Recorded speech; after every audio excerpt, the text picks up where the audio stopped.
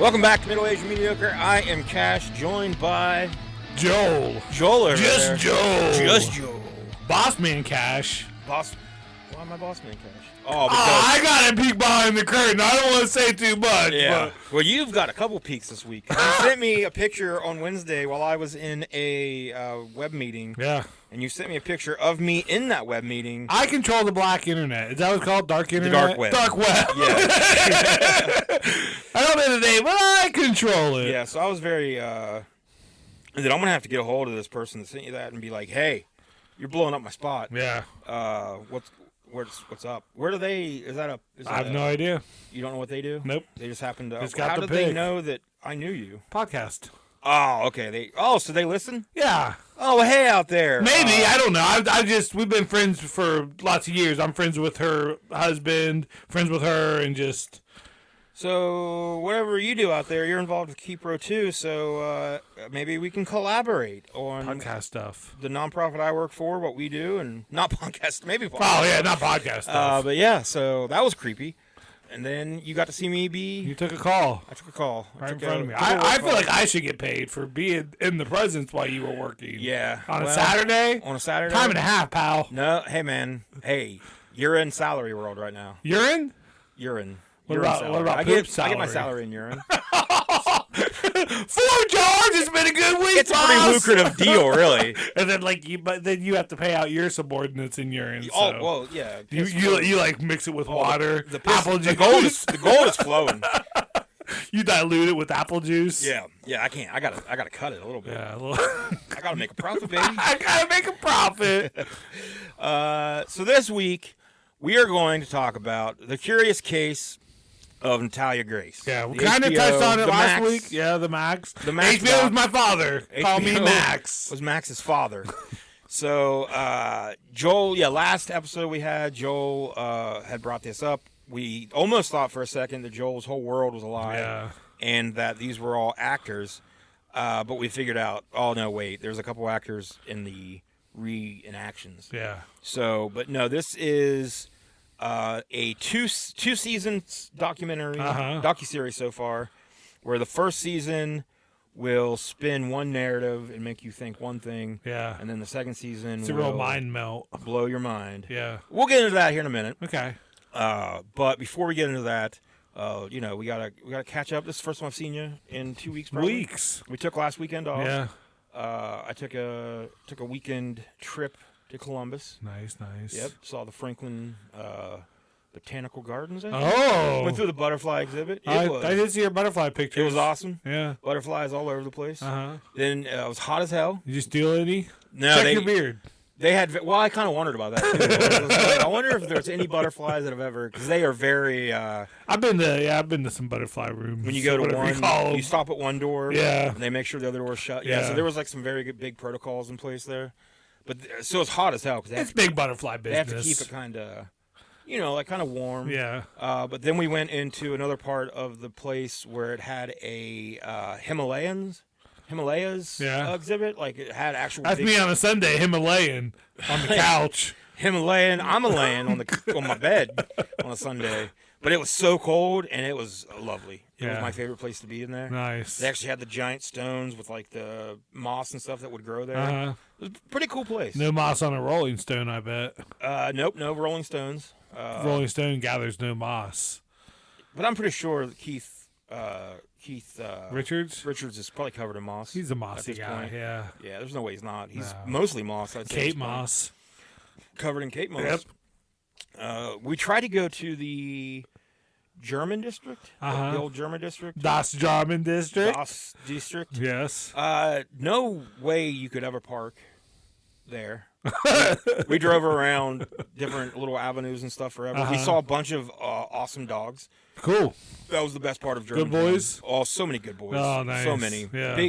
Two big old fat bulldogs. Oh. Just loving life. Nice. Just loving life. Just chilling. Then we tried to That's us in our next lives. I hope. Just good boys. I hope I get reincarnated as a big old fat bulldog. Just rolls around. With me. You. Me and you. Big old fat bulldogs. Good boys. It was a good time, though. Good Nice. weekend. Good little weekend trip. I haven't done anything. Nothing. I work. I mean, you know, stuff. Work, hang out with the girl, hang out with the daughter, work. Good stuff though. Happy I've boy. lost like all track of time and space at this point. What is it? I don't ever know what day it is anymore. Rinse, watch, rinse and watch, and then release it back to the wild. Repeat it. Rinse, wash, repeat. I usually release first and then rinse and wash. Because kind of. What are you talking about? I meant to say rinse, wash, repeat. Oh, okay. Yeah. Not release. Words are hard. Words are hard. What are words? They're just letters. Series of letters. Yeah, I'm more of a numbers guy. A bunch of letters into a longer thing of letters. What? Yeah, man, that's all words are. Damn. So, it's like languages and shit, and people are like, oh, this is our language. And then people are like, oh, but this is our language. Yeah, we have a different one. Like we just learned it. Yeah. And I just all these words. I'm not thinking about any of these words until I say them, but yet they're just coming out in like a stream, like a river stream, a water, water, H2O, Halloween, Michael Myers, Busta Rhymes, LL Cool J. Space. He's a rapper with like salt and pepper. Like all these are just words that I'm just fucking saying. What is happening? Very curious case of words. Oh man, the curious case of words. And I'm turning into Michael Barnett. Like words are the monster. Have you watched Monsters Inc? Have you ever seen this movie? I think it's called Star Wars. Are you my daughter? Are you 37 or 9? Oh, we did go to the flea market there in Boaz last Sunday, and I saw Mystic River. Yeah. And I said, is that my daughter? Is that my daughter there? Kylie was like, Sean. Sean, is that my daughter? Is that my daughter? Yeah. He's in a new movie, Sean Penn. Sean Penn is? He's like a paramedic driver. What? Paramedic.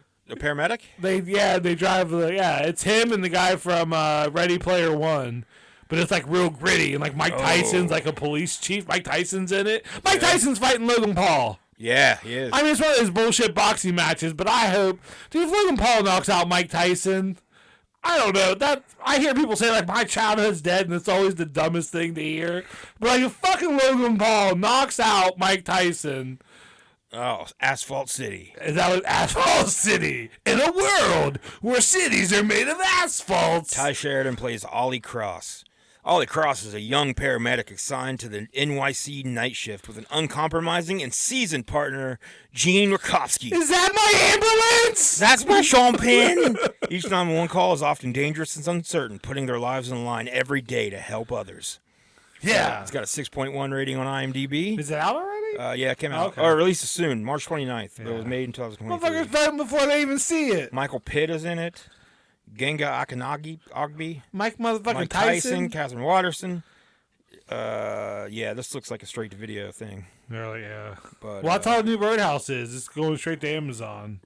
I'm going to watch it. I'm going to watch it. Yeah. I mean, come on. I'm going to watch it. So, I did want to bring up... A peek behind my curtain, I have a Roadhouse poster up in my room. Because I want to wake up to Patrick Swayze every day. Who wouldn't? And just be like, I'm going to make you proud today, Patrick. Yeah. I'm going to... Patrick Swayze, man. Right foot.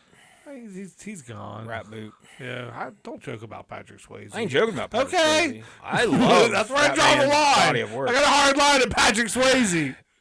Patrick Swayze has some damn good films out there. Yeah. But yeah, Roadhouse probably at the top of my list. Yeah. For him, sure. you love. Is he in Dirty Dancing? He's in Dirty Dancing. So you love Dirty Red Dawn. Tu Wong Fu. Thanks for everything. You love Newmar. Ghost. the soundtrack. Yeah, the movie I need to watch again, but I listen to it. It's still in my car. Oh yeah, you listen. You constantly telling me. Yeah, I keep. You listen to it on the way over. I keep that thing on me. You try to get me to listen to it. I know. I'm not doing it. You will. So I want we both listen or watch the We Might Be Drunk podcast with Sam Morrell and Mark Normand. So the most recent one, I think has Dan Soder and Shane Gillis on there. Yeah. And they talk about wrestling a lot, like old school wrestling. And Dan Soder's dressed up as casual macho man. Mark Normand's got the Hogan gear on. Yeah. And Sam has got the Bret Hart outfit on. But I was listening to that, and it is so depressing for anyone to talk about 80s and 90s wrestling. Yeah. Because everybody they talk about, they would be like, oh yeah, they died of this. Yep, drug overdose. He's dead. That guy, he was involved in a scandal where he it is so fucking depressing. I am so glad that now wrestling, like the big complaint with guys is like he tweets too much. Yeah.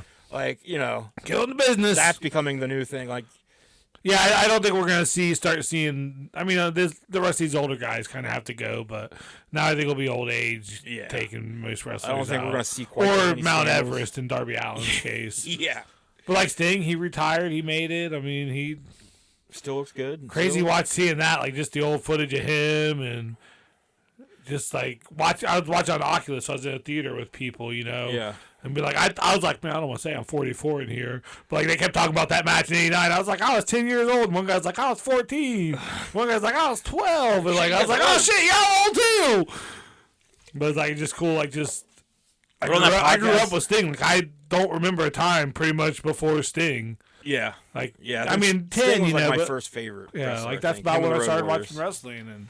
Yeah, the face paint and everything, and just he was the best. It was cool that he had his sons come back out to do like all three different versions of Sting. The best, cool. 3 best. Yeah, he had that weird like phase right before he was the Crow when he had the long brown hair, but still wore like the black tights with like a colorful scorpion on it. He wasn't like all colorful, but he was like not quite sure what he was. Yeah, man. Yeah, that weird Joker period in TNA. TNA, They didn't really talk about TNA or WWE for the AEW stuff, just like the old WCW, NWA stuff. And even that, they could only show like pictures out of magazines. Yeah. Like, that kind of sucks. WWE wouldn't let them kind of have some footage. They did mention him the next night. Yeah, on Raw, I saw that. I think Pat, though, like, when he was like, because Michael Cole just mentioned Sting had his last match last night, whatever. Didn't really say anything else, just like, we want to. And then Pat McAfee's like, that match last night was awesome. Michael Cole was like, so anyways, Pat, on to what we're doing. How about these antlers that I'm going to be wearing later on? But yeah, that podcast, like, they would be like, oh, yeah, remember Miss Elizabeth? And then, like, Mark Norman, who really hasn't clearly, like, he doesn't really know what's going on with wrestling, what has gone on. He's like, oh, so Miss Elizabeth, what's her story? She's pretty hot. Dead. Died of a drug overdose. Oh, okay. And then, like, they'll bring up, he thought Macho Man was alive? Yeah. He's like, no, he died years ago. His heart exploded while he was driving. He hit a tree. Yeah. Oh. Yeah. Oh, Hulk Hogan. Oh, yeah, that guy had a sex tape. He said the N-word. Real piece of shit. Oh, okay. Lex Luger. Oh, yeah, he's in a wheelchair now. Yeah, he gave the pills to Elizabeth pretty much. He was involved with that pretty, whatever, somewhat. Yeah. All right. So, yeah. That was a nerd out wrestling. Listening to that was very sad, though. Where it's like, oh, yeah, everybody. Was it that episode, though? I think it was, where one of them thought Mongo was dead. He's not dead. Did Mongo not die? He didn't die yet. He was in the hospital for pneumia, but I think last I saw he was able to go back home. I know he got. I mean, he's not doing good. He's like bedridden, can't talk. Like, he's not good at all, but he's alive. He made to the Hall of Fame. Yeah, Chicago Bears. They were, because I watched like a video about him, and they said obviously I don't know if they can actually give him to the Hall of Fame though. But it looks like all his Bears teammates are still real close with him, and. Okay, good. I kind of thought he had passed away. I mean, it was fun to pick on Mongo, but I mean, the dude did it. Mongo was fun to watch. Man, he went from from football to wrestling. Yeah, was successful, and he was like when I went back and did like my rewatch when the network first came out of Nitro. He was fun to watch. Yeah. Like, he wasn't great in the ring or anything, but he had a presence. And, like, knew kind of what he was supposed to be doing. Had like an intensity, which I think a lot of wrestlers lack. Yeah, especially because fighting is supposed to be pretty intense. Yeah. So. Oh, wrestling. We got Mania coming up. Yeah. Soon. Oh, Mania. I still call it WrestleMania. 40. Yeah, it's coming up very soon. Who you got? So how do you think the whole Bloodline, Cody, Rock, Seth Rollins thing's going to play out? I think somehow the Bloodline will win the tag match the first night. So then the second night will be Bloodline rules where anything goes. Yeah. But I think Cody will win that. And I think I'm kind of wondering if maybe I don't know. Seth will probably lose the Drew as well. I think he's kind of due for a little bit of downtime. I think they might do something where The Rock purposely costs him and Roman the tag match. Yeah. And then his whole part in this was a ruse, and he actually wants to take out Roman Reigns. So then they'll do Roman and Rock at the next big 41 or they did that before with Rock and Cena, where they started at WrestleMania and had it for a whole year. Yeah, because Roman could take that's why I think they'll win the tag match though. So Rock I think he'll be more involved in having Roman lose the belt because they don't need the belt for that. Yeah. Because then, like, you know, like Rock's going to cost him the title, and then Cody can have the title, and Roman will be kind of tied up with Rock for a little bit. Maybe bring him out as a baby face after that, and then he can go back after his title or something. That would make sense. Hey, you know, call the WWE. Give me a job. Just fantasy booking over here. All right, so let's get into the curious case of Natalia Grace. Yeah. Like we said, that kind of rolls off the tongue, too. It does. The curious case of Natalia Grace. I think that's, So, like we said, this is a 2-season those were the words! docuseries on Max right now. Max. They clearly set up a 3rd season at the end of the 2nd season. So, you brought up the 1st season last episode, which then I went ahead and watched both. I soiled it. I didn't spoil it. I soiled it a little bit. Yeah, because as I was watching the 1st season, I already kind of knew from what you said what the deal was. Yeah, but spoilers coming up. We're totally spoiling it now. This whole thing's getting spoiled. Yeah, so if you haven't seen it, you might want to go back to another episode, watch it. You'll watch it quick. Yeah. Once you start this show, I mean, you can't. It's like what do they say. You can't stop at one. You can't. Once you pop, you can't stop. Yeah, is that like heroin or something? What's that for? I think it's for Pringles. Pringles. Yeah, it's just like that. Heroin, yeah, I would say. This is the heroin of shows. I've never done heroin, but I'm going to speculate. So, but I have seen this show. Why don't you go ahead and give us a little bit of a review of season 1? Okay, season 1 is you meet Michael Barnett. They tell you about him and his wife Christina. They have 3 boys. I think all of them are somewhere on the spectrum, or at least the oldest one, Jacob, is. You know, they're supposedly the perfect family. They want to adopt this girl. They get a closed, I can't remember what they call it, but they get a type of adoption where, according to them, they don't meet the former parents. They don't know anything about this child until they get there. And it's like a girl from the Ukraine. They adopt her. She's supposedly between 6 and 8. But they start kind of questioning, is this girl maybe actually older than what she is? She seems to have like violent tendencies and just, you know, kind of, it's a lot of he said, she said.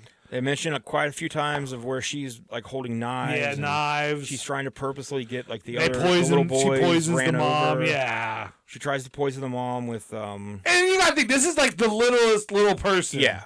I mean it's like it's so wild like that. Maybe not wild, but it's just to me like just seeing all the different types of like dwarfism and little people. Like there's some like you can see them where they can do everything, you know, but then others where it's just they can barely. Like Natalia, she's just so crippled too, and it's just so sad. Like, you know, just not sad. I mean, it's got to be a hard life. Yeah.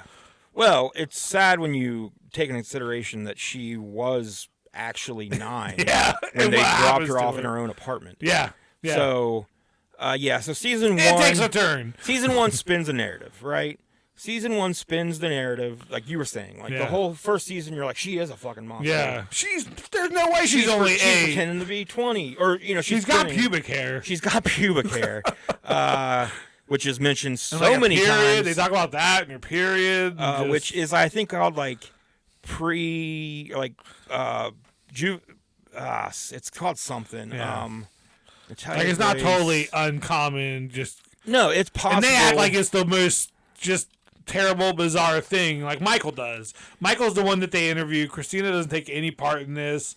You see pictures of her. You kind of will hear some voicemails and phone calls, and you'll see some text messages, but it's just there's so many like just wild characters what they are.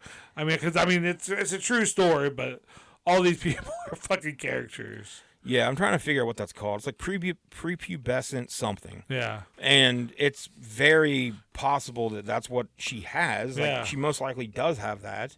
But yeah, everybody involved they were showing this, pictures of her, like, taken with, like, who were kind of shadowed. They're like, look how old she looks here. And she doesn't have those baby cheeks and stuff. Which, yeah, like, she still looks like a little girl, though. Yeah. Like, but yeah, so you kind of told me what the deal was with season 1. And then you said, like, season 2, you're like, you felt like an asshole. Yeah. Because you were like, oh, wait, I'm just as bad as these people. Yeah, because there's so many people in season 1. The people in her apartment, when she was in her apartment, was that the first season? That was the second season, because okay, you actually see her, like, going into her apartment and everything.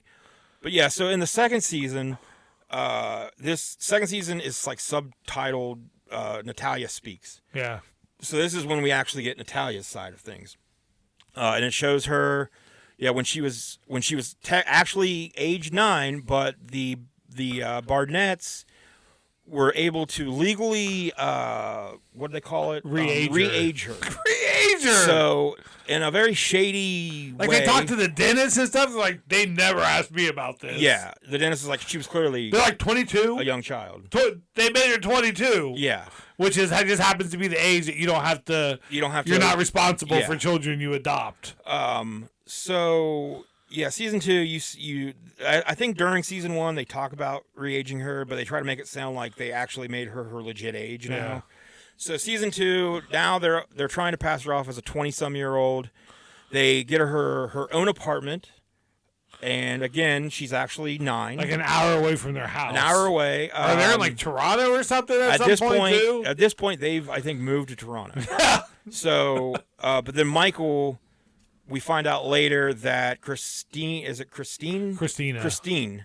Is it Christine? Yeah, it's Christine. I forget the name Barnett. of my monsters. We find out that she has supposedly antagonized Michael into basically going into an explosive rage fit. Yeah. And screaming at her and I'll saying, kill you! I'll kill you! You know, whatever. So then in the video, she's like... Kids, you see what Daddy's doing? And this is supposedly... Daddy's gonna kill all of us. This is according to Michael. Yeah. That she filmed this and then she used it as evidence, quote unquote, that he was abusive and, you know, a danger. So she ended up... Getting full custody because it's... Between season 1 and season 2, there's so many different lies. Yeah. And different versions of what happened. Yep. So at one point... And Michael's telling most of them. He's the most unworthy, untrustworthy source of information. At one point, during their, like, trial stuff, she supposedly was able to get Michael to lie for her or something by promising him sex again. Yeah, yeah. By sending him, like, pictures of her, like, topless and stuff. And he's just like, I was weak. she wouldn't have sex with me. Have sex with me. This was her power. So he, like, in court. I didn't have any power. Legally, somehow, he ended up helping her. So where she wasn't. I don't know. There was something. And then later, though, he says that the way she used she got him to actually, like, leave the house and, like, give her full custody because she said that something about she never let him see the kids. Whatever, but then she hasn't let him see the kids. It's all just such a convoluted mess. And it's all coming from his, like, perspective as the biggest victim of all of this. It does talk to Natalia, too, but, like, I feel like she's just so messed up from, like, what's happening in her life. Like, I'm just like, what? Who do you... But yeah, so we see her at this first apartment. Again, she's 9. Yeah. And she's, like, she doesn't really know how to do things for herself. Because and they keep filming her too. They'll like show like stuff where like the Michael and Christina just filming her, like up against the wall being punished, like or like the one where like she's dragging the trash can, or just where she's like in her house, like all. And they talk about how they kept giving her pills at one time, and like they admit to so many things on camera that are never brought up again. Yeah, and they're just like, we won't talk about that again. But then they move her to a new apartment at one point because she has started being able to communicate with Child Protective Services. Yeah. So they make her... They keep deleting her phone. They take her phone from her, delete all of her contacts. And her neighbors wanted her gone, too, because she was just... Apparently, neighbors start out... Imagine as a 9-year-old, let alone's annoying. Yeah, the neighbors start out all being like, we can't believe somebody would do this to this little girl. And they all act like they're heroes for helping her. Yeah. But then, like, immediately they all turn on her because she was, like, coming into their houses uninvited, but you know, she is a little girl that doesn't know what's going on. But then they start to buy into the bullshit that she's actually 20-something because she can speak legibly. Yeah. And this blows their mind. Yeah. That this little dwarf girl that she knows words. She can talk. And I've proven it's not hard to know words. Right. Joel knows at least 40. Oh man. So like some at of those any given time. Some of those you can put together, like that's got to make you like can take 2 words, put them together, bigger, make another bigger word. than 40. So yeah, you can double your words real quick.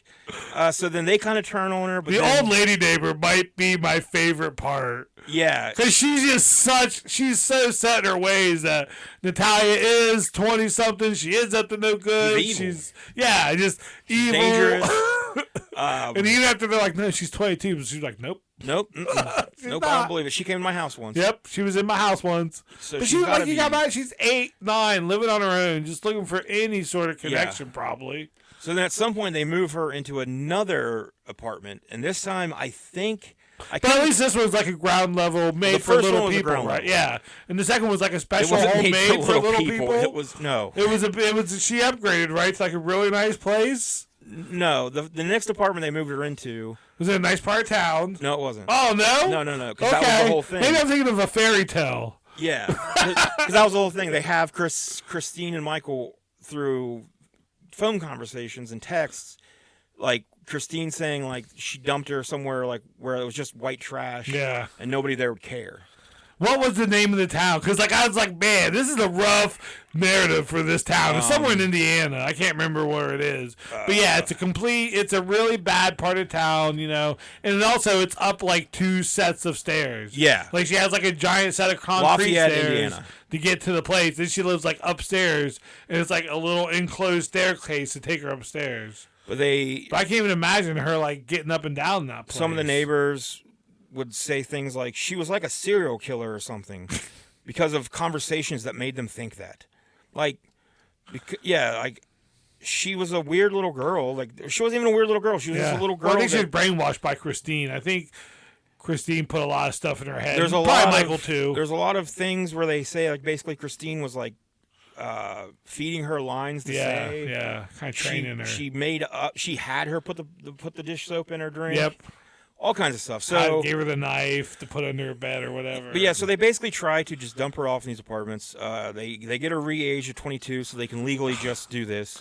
And then when the some couple, the Manns, Cynthia and Bishop Anton Manns, they take her in. They have a lot of foster kids, and they take her in and just kind of start helping her like unofficially. They're not really. They're trying to adopt her throughout the whole process. Yeah.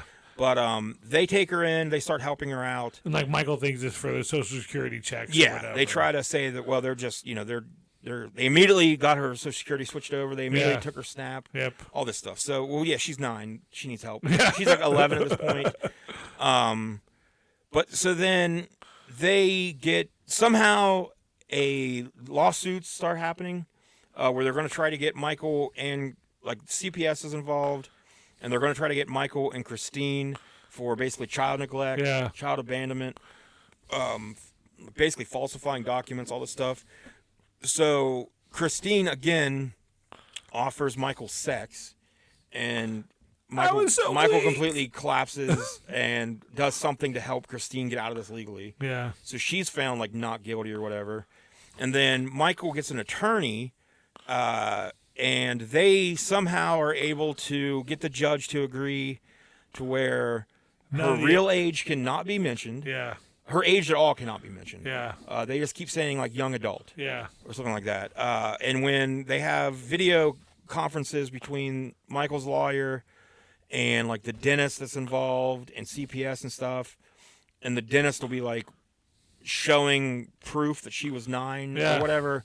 And the guy will like, you can't say that though because, and he's like, I can't say the age. And he's like, and like the guy kind of calls the lawyer out on, and the lawyer's like, I am offended that you would even try to say that I'm not. And it's like, no, you're a piece of shit. Yeah. But the lawyer, his name is Terrence Kennard, and he is a part of the law firm Kennard and Scott. And I went and found their on Google some reviews that were left for Kennard and Scott, and this was after the documentary came out. So, and then I want you to see if there's a pattern you notice in Terrence Kennard's replies. Okay. So, first one here is posted by Abby Thielen. She gives a 1-star review of Kennard and Scott, and she says, Terrence Kennard has ruthlessly, publicly attacked a disabled young woman who was a victim of horrific child abuse and neglect. She was victim blamed and maligned her name with baseless. He has victim blamed and maligned her name with baseless accusations. Money is his motivator above all else. The lack of humanity he has displayed is absolutely disgusting. How do you think he replied to that review? You think he did it professionally? I think he probably tried to professionally tell her off. Okay, he replied with simply, "You're special."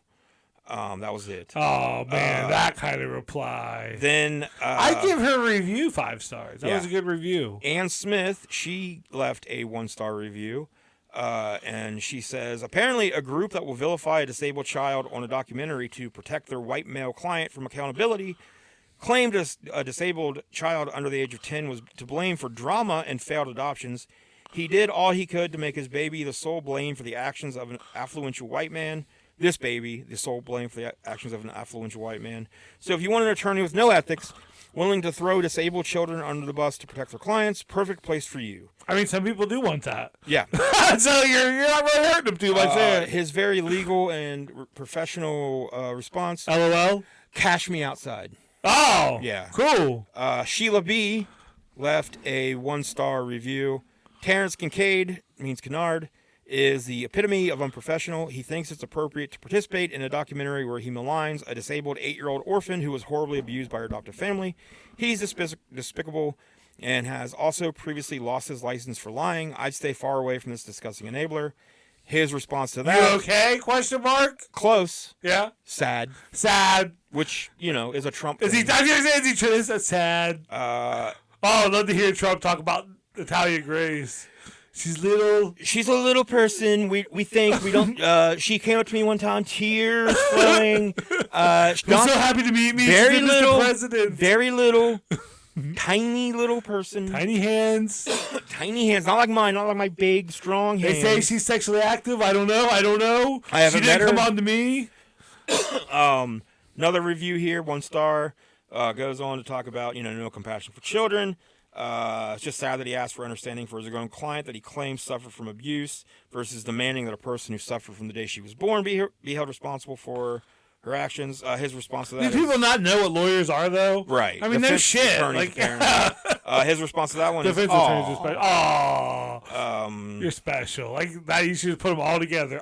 Somebody left a review saying, if I could, I would leave 0 stars. His response is 0 stars.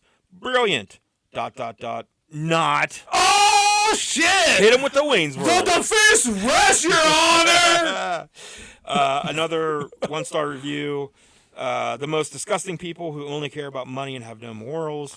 Beware, blah, blah, blah. His response, bye, Felicia. Oh! So, just a level of professionalism not often found online. Terrence Kennard, you awful... bastard. Yeah, I bet he's rich. He's a bastard, man. But at what cost? So season 2, yeah. So they now season 1 is all about making Natalia look like this evil little liar who lied about her age and possibly was like. And at the end, they start to turn it back the other way. At the end, a little bit, they start to give you hints that wait a minute.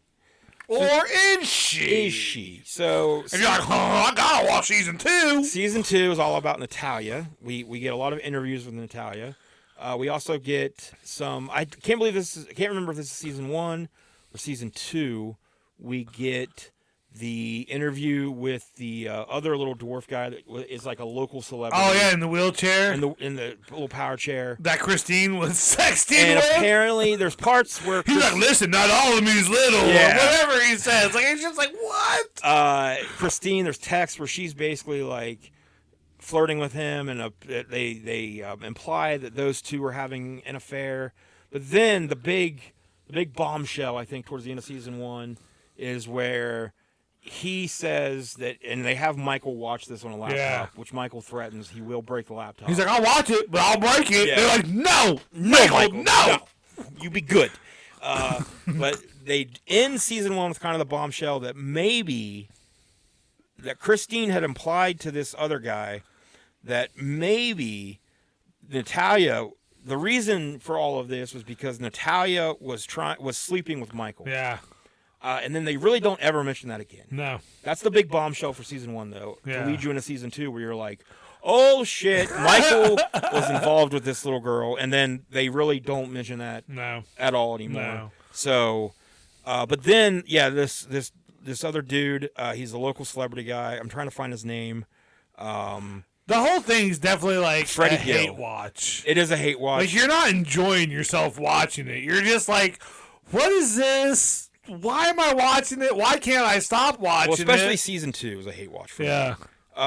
Freddie Gill is that guy. Freddie Gill, yeah. So now we get texts. He like went on tour. Was he on tour with somebody? He's like, I need to go on tour with Larry Skinner. Yeah. He went some on shit like he that. went on tour with like a lot of like old country groups and stuff. But season 2, we get some more stuff from Freddie Gill where it seems like Christine had offered him a night with Natalia. Yeah. And like had done up Natalia's makeup. And like that. She's like 11 at the time. Terrence Kennard again is like, we're going to try to hold a woman responsible for putting makeup on their child. It's like, yeah, dude. That's a defense attorney's version of it. But yeah, so we get all this stuff from Freddie Gill with all these cool name. It is a cool name. He seems like a cool guy. He's a bit of fish out of water. Yeah, but he has all these. He seems to have all this evidence. Oh, nothing. Nothing. He seems to have all this evidence on his phone still, and they make this big deal about how he's been subpoenaed to court. Yeah. Now he's gonna blow this case wide open. Nothing. And then nothing. Nothing comes from that at all. Yeah. Michael ends up being found innocent, and he's like, I'm the most innocent man in the world. Yeah, the lawyers get it passed, like I said, by a judge where during the trial against Michael, nobody can mention that Natalia's age in any way. Not that she's 22, not that she was 9. They can't say that. So the only thing they can say is this young adopted girl. Is I think the only thing they can say. They figure out that's the. Was something they were found there hiding too? I have to watch it again. I mean, I watched that shit so fast. I know I missed. But of course he's found innocent because the jury didn't really get all the information. Yeah. They then interview the foreperson from that jury, and she's like, yeah, we found out afterwards, and that motherfucker is guilty. Yeah. Like, we would have found him guilty as hell. So, but then it still shows Michael, and he's like, I'm so innocent. Yeah. People found me innocent. They love me. They believed me. They believed me. It's over. It's all over. But then it's not over because we get the big face-to-face with Natalia. Face to knees. Face-to-face with she's small. Michael. So he's tall. This is the big moment. And the first time they meet, Michael's lawyer's there. Natalia's new adoptive father's there. He's the bishop. And that is weird pep talk prayer right outside the door with the door open. There's a devil in there. There's a devil in there, Natalia. We don't let the devil get to us. And then at some point, very soon in the face-to-face conversation, Michael says Jesus Christ. And she asks him not to say that. And then off camera, the bishop starts in with his religious bullshit. Yeah. And Michael sees the opportunity to be the victim. Uh-huh. I mean, as soon as he sees the glimmer, plays it up for everything it's worth. Yeah. I tried. But now this scene was where I said, oh, wait, this is all bullshit. Not the stuff that happened. Yeah. I think legally anything. Now they're just making it anything dramatic. that was legally shown was should be all legit, like the court hearings and all that stuff. I believe all of that. I believe the re-aging bullshit. Uh-huh. But season 2 is clearly all staged. It's a production. Yeah. I think Natalia's in on it. I think the bishop's in on it. I think the new mom's in on it. Michael's in on it. Yeah. The lawyers. I think everybody's in this season 2 production. And Jacob's in the basement like, oh, Jacob's eating popcorn. He just wants popcorn. His dad wants popcorn in numbers. I mean, Jesus Christ, who doesn't? His dad's crying and hugging him, and Jacob's just like, I got popcorn. I don't know what you're doing, but this is nice. But yeah, it feels very put on. I think the whole thing is just a staged bullshit drama now for season 2. Especially the way season 2 ended. Like I said, I think Natalia's now in on it. I think everybody's involved. Yeah, they're just how can we get money? This is now the way. And if that's whatever, I don't. That's half of all. This is Hollywood. Yeah, this is reality shows. This is documentaries. I think it's it definitely feels like it went from a documentary to a reality show. Season 2 was a reality show. Season 1 was a docuseries. Yeah, they give you the information. They give it to them at their kind of. It was a very skewed docuseries. Yeah. That made you have certain opinions, and I think with you telling me ahead of time, I think it was easier for me to watch it and go, oh, yeah, you guys are full of shit spinning this narrative. I ruined it. But the directors, Christian Conway and Jackson Conway, are clearly grifters and con artists because this is the most bullshit documentary. Yeah. I can't blame him. Michael is such just a... I think he's been told to turn it up to 11. He's so unlikable that you have to keep watching. They clearly plan out the shots of him pulling up right in front of the doorway. Yeah. Like, perfect shot. Yeah. His little white car. Like, everything's I can definitely see, like, cut. All right, we're going to take that from the top. Let's do this again, Michael. But this time, I don't know, Michael. Maybe try to high-five her after you guys, like, agree that Christine's a monster. Yeah. So they Michael's like, yep. Mm-hmm. They get them back for another face-to-face. And this time, the lawyer's not there. The dad's not there. So now it's just those two. And Michael asks her if she's seen Monsters, Inc. because... their monster, they have a shared monster, Christine. That's just like us. You're Scully and I'm Mike Wazowski. And I know, isn't it funny? You're the big one and I'm the little one, when in real life it's switched. And now this time, Natalia forgives Michael, even though, like, the one question she wanted him to answer, which was, like, the most damning question that Michael would have had to have answered, they just drop it. He's like, I won't answer that. Because he doesn't want to answer that one, because... Yeah, it's going to make you look really shitty. And then immediately after, he's like, I'm not going to answer that one. He makes some sort of joke that she laughs about. Yeah. And then she's like, Michael, I forgive you. And I'm like, he's like, oh, I get a fake cry again. He just refused the one question that you really needed answered, and you're now forgiving him? Yeah. Again, all just staged bullshit. I think they all love the attention We get the little prayer scene between the two of them with Michael trying to fake cry. I forgot about that part. He gets down on the floor. And then, like, they end the face-to-face with them both kind of crying and, like, I forgive you and I'm sorry and whatever. And then Michael immediately walks to his car outside and he's like, I've been forgiven. This is over. I remember when we talked about how some people don't have an inner monologue. I think that's Michael. Michael's all outer monologue all the time. But you get, like, his friends that, like, when he was basically kicked out of Toronto, because, like, she did something to where if he goes into Toronto, there's a warrant out for him, I think, now. Oh. Or she can press charges, or I don't know. But, like, he moved in with some friends. And, like, the friends are all like, he's just the sweetest. And I'm like, there's no way you're real. Like, you're saying this to be on because TV. You've been told to say, or something. Like, there's nobody that can know that guy. And if that guy acts that way in real life, so if that's really Michael, there is no human alive that does not hate him. His mother, maybe. Maybe. If she's alive. Maybe. But, like, there's just no way that he has friends that are like, he's the victim, and he's like, there's no way there's anybody that dumb. And if there is, you're an idiot. You're in the same boat. And you're enabling a people just like Michael are the people that probably believe him. So so nothing's really done legally against Michael or Christine. There's all these accusations, though, and, like, very terrible abuse. And it seems like the most recent interview, she's not forgiving him. And she's still pretty pissed off because she's finding out more stuff. So then we do Because then they did an interview where she's in her room and they, like, interview her little siblings and stuff. It's like, well, one time when I was a baby, she said she'd kill me. Or so, I can't remember exactly what it was. It was... But she's like, y'all ain't going to tell her I said it, are you? She's like, well, no, we won't tell. She dropped her... She made her hit her head. Like, she fell. Yeah, I can't... She pushed her over or something.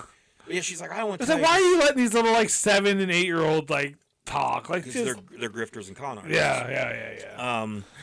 But then we do get the scene of Natalia officially being adopted by the Cans. Yeah, even though she's 22. Yeah, which they make a whole thing about, like, in the courtroom there too. They kind of legally prove that her age is she's actually younger.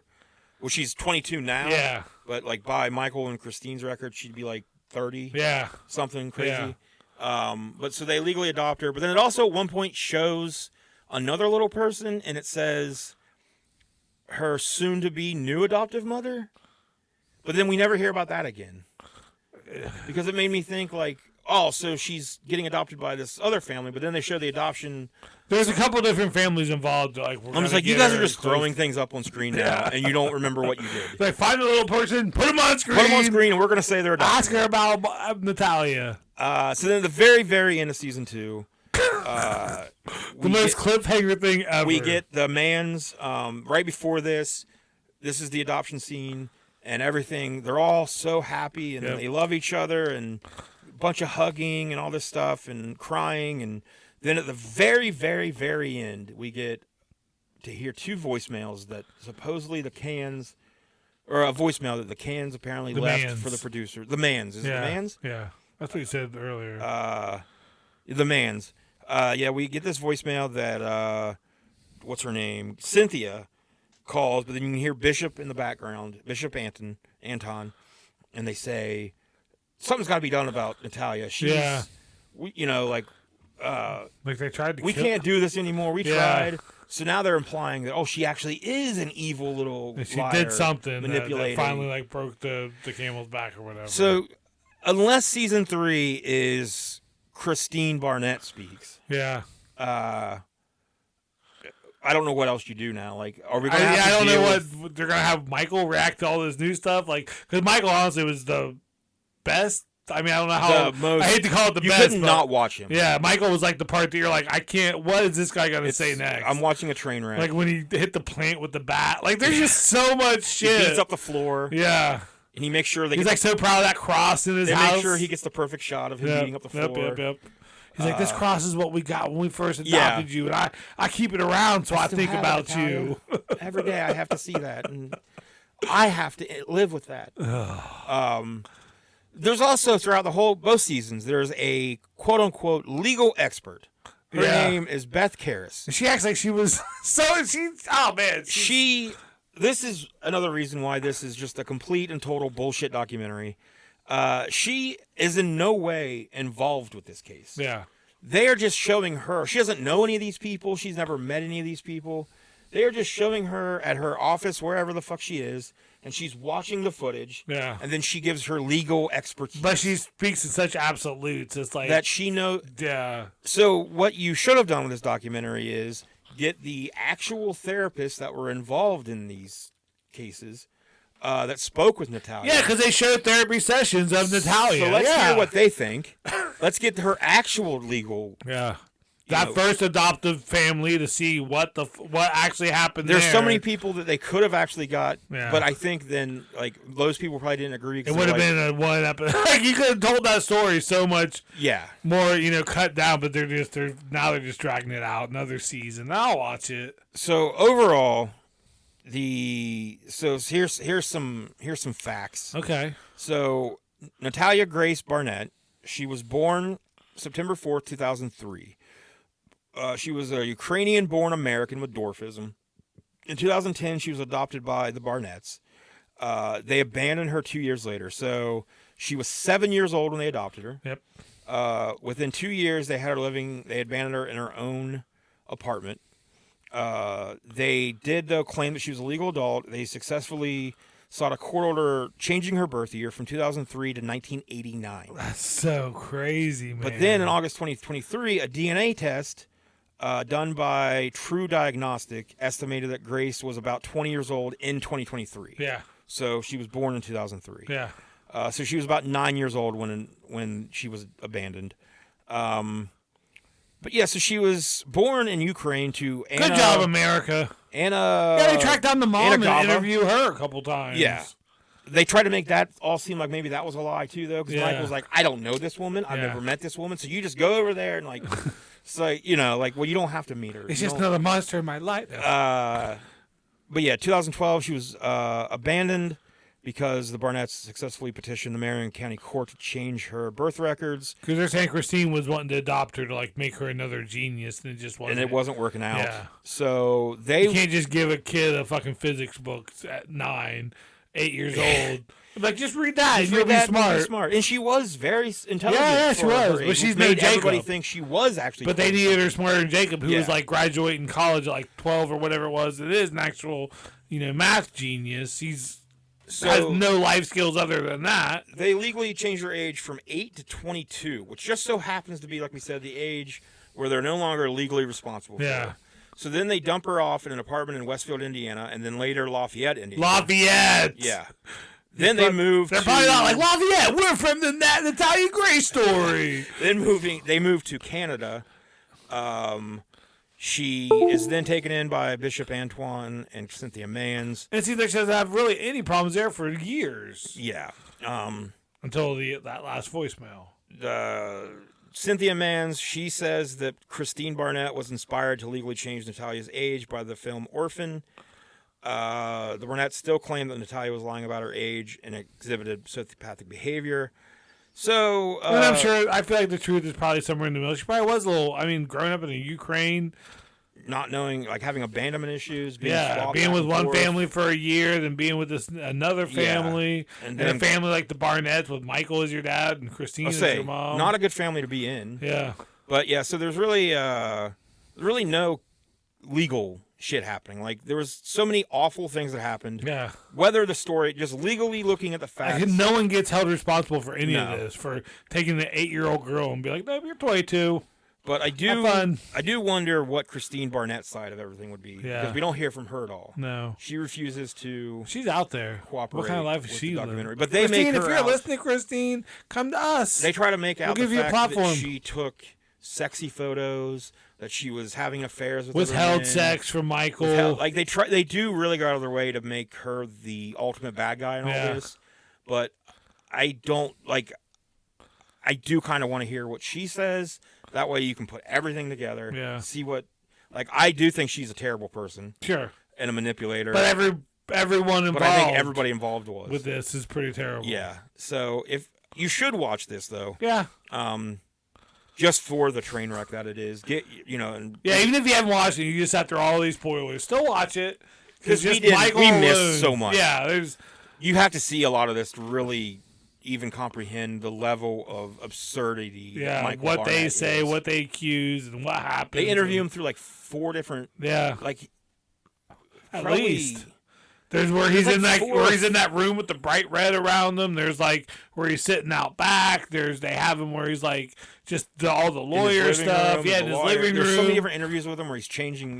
Throughout the years he's changed looks and stuff. And they'll kind of too. They'll where they'll show clips where he said one thing and then another he said another, and he just changes the story forever he's telling it. And they never really ask him about it or try to So that would. They probably can't because he probably would fucking. Yeah.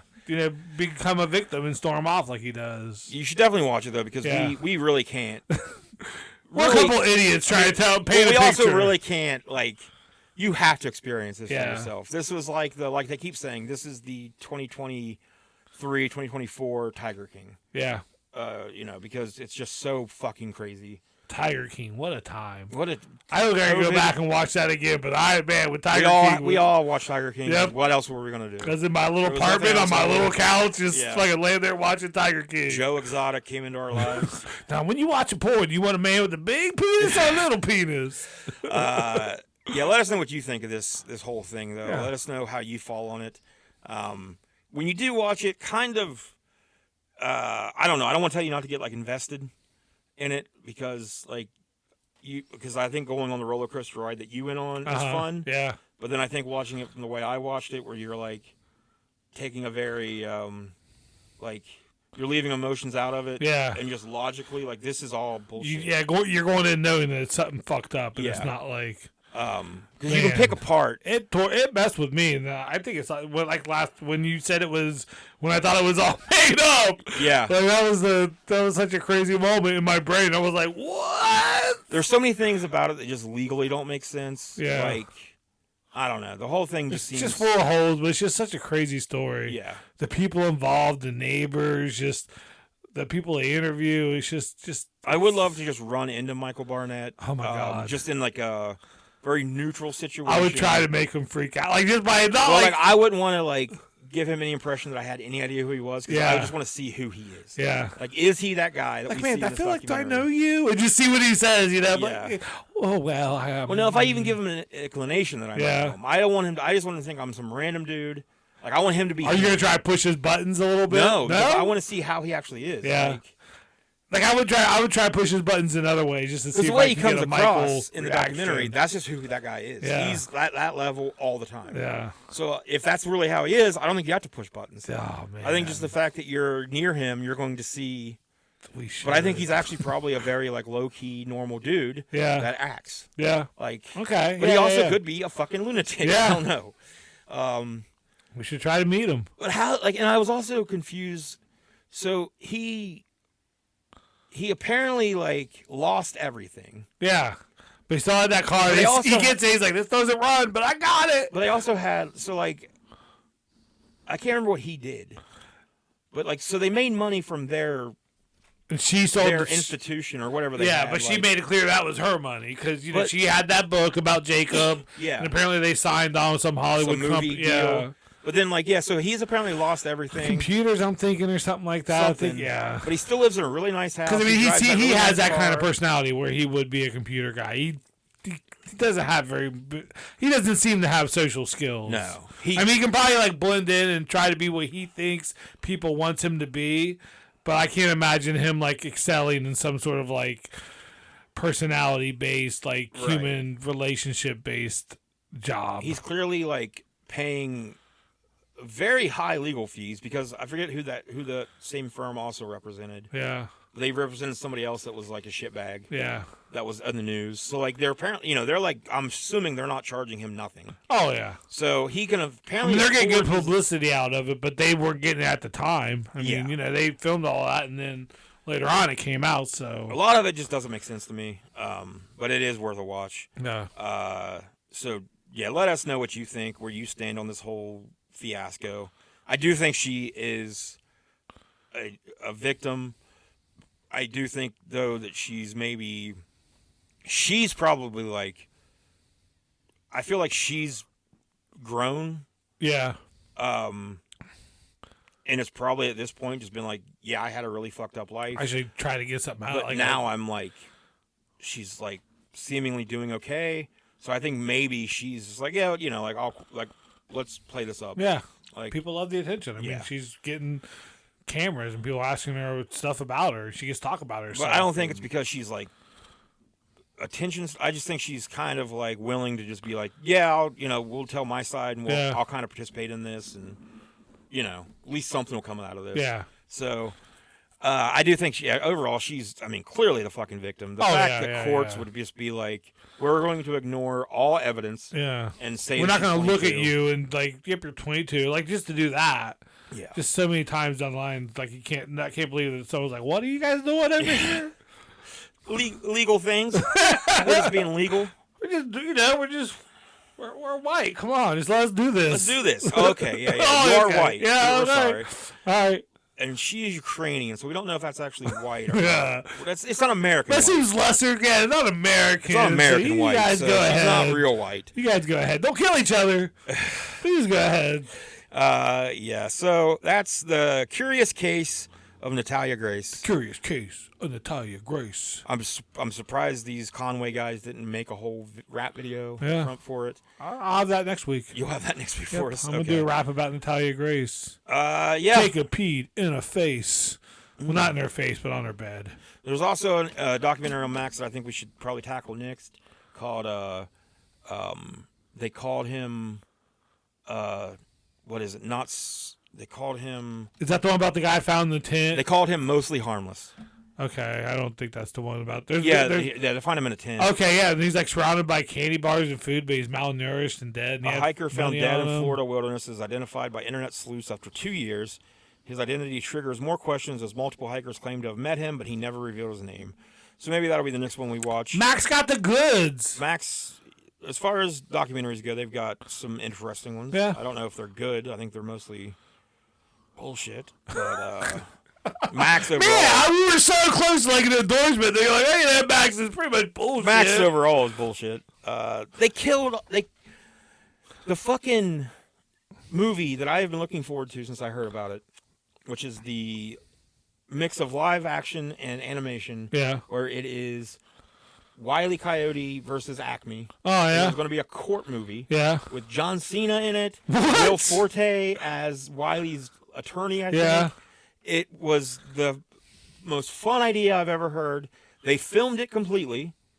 Only a couple people have seen it, though, because Max basically wrote it off, and they're not going to release it now because they can write it off as a tax write-off. No. Yeah. So it was what? Yeah. Didn't they do that with like a Batgirl cartoon the whole or show. movie no, or it was something? a live action show. Yeah.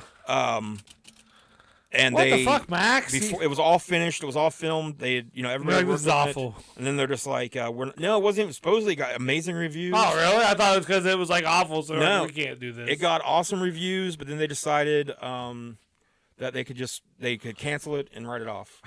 But yeah, Coyote versus Acme. It was going to be directed by Dave Green. Story James Gunn helped on the story for it. It's a shame someone can't buy that. And I think they're working on it. Will Forte is Wile E. Coyote's lawyer. John Cena was going to be Acme's lawyer. I could not wait for this. Yeah.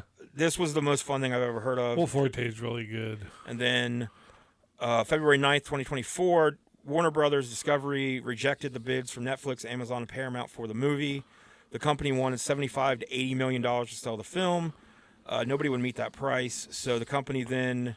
They want box office price for these movies that aren't box office movies. They haven't directly confirmed that it's canceled yet, but they are basically using it as a tax write-off.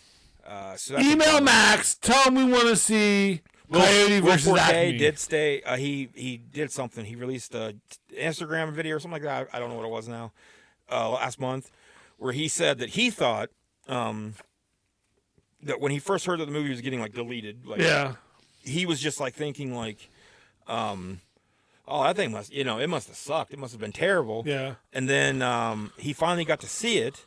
He actually finally got to watch the final cut, and he's like, I finally watched it, and it's incredible. He's like, it's like so good. Well, seeing it's funny. Yeah. So I think they are trying to get it like bought up by somebody else. This might be what gets it over the edge. Us.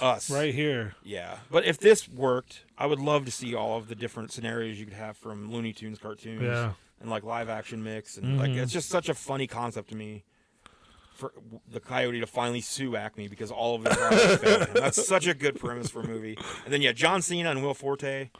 I'm sold. So hopefully that gets made. Fuck you, Max, and your dad, HBO. But also endorse us. Sure, but also give us money. Money me. Yeah, money me. All right. Well, I think that's all for us. We hope you enjoyed. Hope you learned about Natalia Grace. Hope you'll check out the documentary if you haven't already. Maybe learned a little bit about yourself. Yeah, it was really the friendships made along the way that was the most curious case. Yep. And all the punches to the floor. Yes. Let us know again what you think of the documentary, what your take on it is. If you said lettuce. Lettuce, bacon. Iceberg lettuce. Tomato. Yeah. BLT. Oh. How's your butt this week? It's hurting. Yeah, if you want a little Easter egg, go listen to the very end of the last episode. Well, you got me sitting on this hard chair. I told you could take that blanket over there. I don't want to fart on your blanket. Well, all I do is fart that's the farting blanket. That's the fart blanket? Yeah, that's the fart blanket. All right. Yeah. All right. We're out of here. Bye. Bye.